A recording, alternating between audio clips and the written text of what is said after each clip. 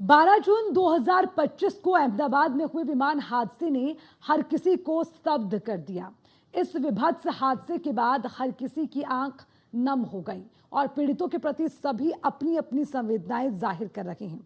इस हादसे में मारे गए लोगों के लिए ईश्वर से प्रार्थना की जा रही है, लेकिन हमारे देश के राजनीतिक पार्टियों को तो बस राजनीति के लिए मौका चाहिए। हादसा हुआ नहीं कि विपक्ष ने अपनी राजनीतिक रोटियां सेकनी शुरू कर दी। मानव समाज के लिए ये किसी त्रासदी से कम नहीं। लोगों के आंसू रुक नहीं रहे, लेकिन विपक्षी पार्टियों ने राजनीति करने में जरा भी देर नहीं की। देखिए,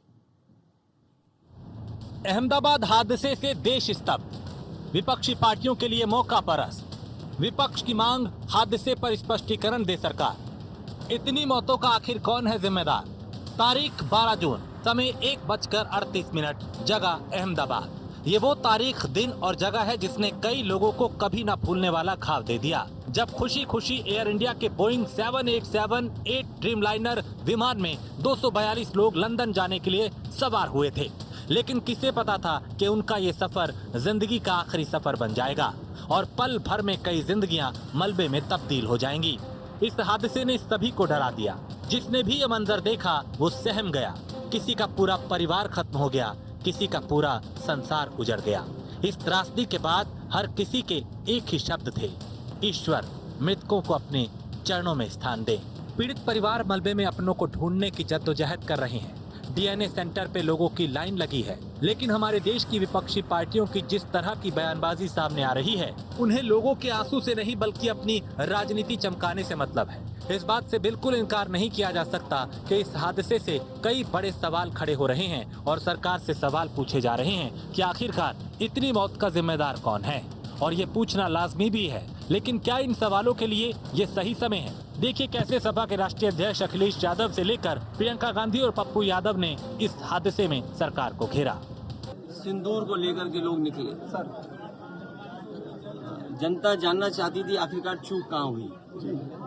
हाल ही में एक बहुत बड़ा हादसा अहमदाबाद में हुआ।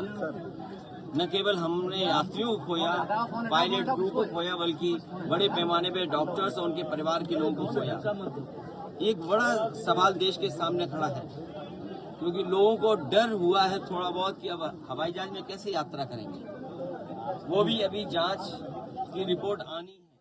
I just feel that at a time when the whole nation is grieving, when we have lost so many people, young, old, people from all different walks of life, we should be united in our grief. We should provide as much solidarity as we can to the families of the passengers and all the others who have lost their lives, even the students from the medical college who have lost their life. And for all of us, I think it is a moment where we need to stand together. मौत पे भी camera, मौत पे भी photo shooting. यह हादसा पूरी दुनिया की अलग हादसा है। मैं इसकी छोटे स्तर पर जांच नहीं चाहता। मैं चाहता हूं कि इसमें यह जांच होनी चाहिए कि 40 सेकेंड के अंदर, जबकि सारी चीज़ें इंजीनियरिंग से लेके हर चीज़ बिना क्लियरेंस के हमारा प्लेन उड़ ही नहीं सकता, फिर 40 सेकेंड के अंदर नीचे आने लगा और 2 मिनट के अंदर क्रैश कर गया। तो क्या ये बाहरी शक्ति की गिद्ध दृष्टि तो नहीं है? तो सुना आपने, विपक्ष के तमाम नेताओं को सरकार को घेरने का मौका मिल गया। अखिलेश यादव, प्रियंका गांधी जिस तरह से सवाल उठा रहे हैं, उससे ऐसा लग रहा है विपक्ष को एक मौका चाहिए था सरकार को चौतरफा घेरने का, और इस हादसे ने उन्हें ये मौका दे दिया। जबकि इस हादसे के बाद 8 एजेंसियां इसकी जांच कर रही हैं और नागरिक उड्डयन मंत्रालय ने गृह सचिव की अध्यक्षता में एक कमेटी का गठन कर दिया था, जिसे 3 महीने में अपनी रिपोर्ट सौंपनी है और जुलाई में संसद का मॉनसून सत्र शुरू होगा। विपक्ष को अगर वाकई में जनता की चिंता है, इस हादसे के पीड़ितों की चिंता है, तो वो इस दौरान उसे उठाए। एनसीपी सुप्रिया सुले ने इसका जिक्र भी किया। ब्लैक बॉक्स सुबह ही मिला है, उसका रिपोर्ट आने तक रुकना जरूरी लगता है मुझे, क्योंकि किस कारण ये हुआ है ये 1-2 दिन में पता चलेगा। उसके बाद ही मैं उस पर बोलूँगी, क्योंकि विषय बहुत नाजुक है, लोग अभी भी शॉक में है।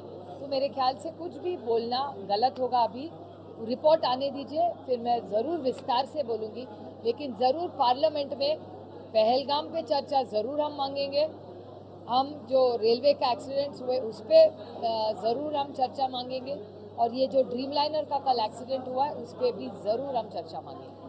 इस हादसे को लेकर सरकार अभी चुप है। जांच एजेंसियां जांच कर रही हैं, लेकिन विपक्ष ने जिस तरह से सरकार को घेरना शुरू किया उससे साफ जाहिर हो रहा है कि इस हादसे पर शुरू हुई राजनीति अभी रुकने वाली नहीं है। Bureau report, news 1 India.